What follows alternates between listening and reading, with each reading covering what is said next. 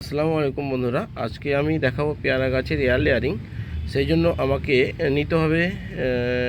নিতে হবে কাঠের গুঁড়ো আর গার্ডেন সয়েল। আর আমরা একটু মিক্স করে নেব কাঠের গুঁড়ো 50% কাঠের গুঁড়ো, 50% গার্ডেন সয়েল মিক্স করে নিচ্ছি। দেখুন,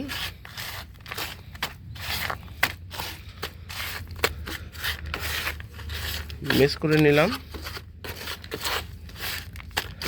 মিক্স করে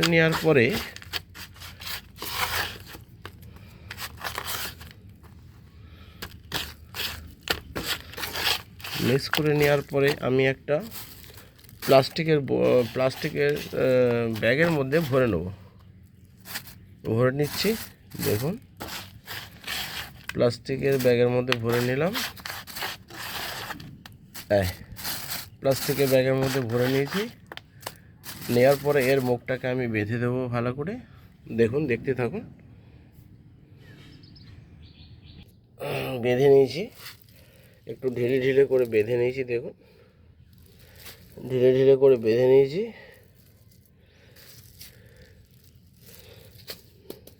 আর নিয়েছি অ্যালোভেরার একটা টুকরো। এখানে ওই গাছের ডালটা আমি দিয়ে দেবো।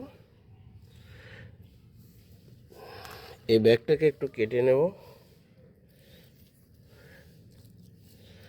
এরকম কেটে নেব ব্লেড দিয়ে। এরকম ব্লেড দিয়ে কেটে নিলাম। নেওয়ার পরে আমি চলে যাব, এই দেখুন পেয়ারা গাছের ডাল।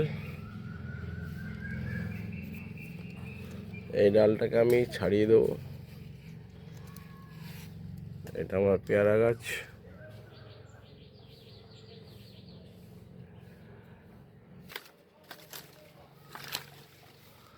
এই ডালটাকে আমি কলম করছি। দেখুন, এখানে একটা লেয়ার থাকে, সেই লেয়ারের নাম হচ্ছে ক্যাম্বিয়াম লেয়ার। এই লেয়ারটাকে আমরা ভালো করে সরিয়ে দেবো, যাতে জাইলেম ফ্লোয়ের মাধ্যমে জল খাদ্য না উপরে উঠে যায়।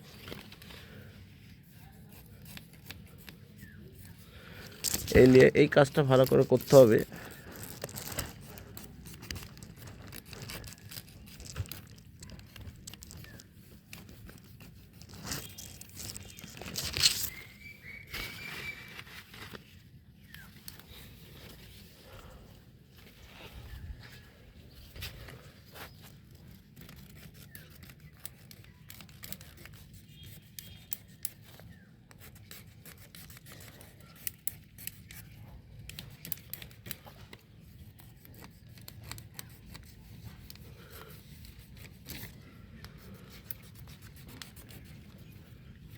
এক ইঞ্চির মতো জায়গা আমি সরিয়ে দিয়েছি। দেখুন,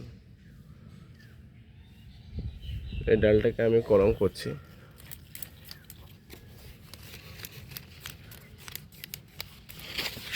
কাজ শেষ হয়ে গেছে এটার। এবার আমি এই ব্যাগটাকে নেব, এই অ্যালোভেরাটাকে নেব। ফার্স্ট এই অ্যালোভেরাটা এখানে আমি লাগিয়ে দেবো ভালো করে।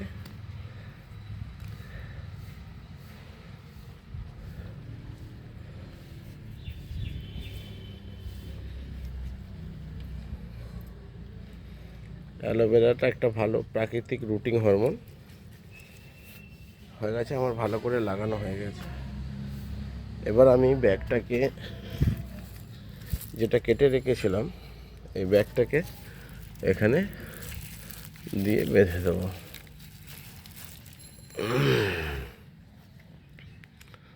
বাঁধার পরে আসছি। বন্ধু, আমার এয়ার লেয়ারিং হয়ে গেছে, বেঁধে দিয়েছি। দেখুন, এইভাবে আমি এটাকে 1 মাস রাখবো। রাখার পরে শিকড় হয়ে যাবে। এটাকে আমি এখান থেকে কেটে নেব, কেটে নিয়ে একটা নতুন জায়গায় বসিয়ে দেবো। ধন্যবাদ বন্ধু, খোদা হাফেজ। ভিডিও থেকে আসছি। লাইক, শেয়ার, কমেন্ট এবং চ্যানেলটাকে সাবস্ক্রাইব করার অনুরোধ রইল।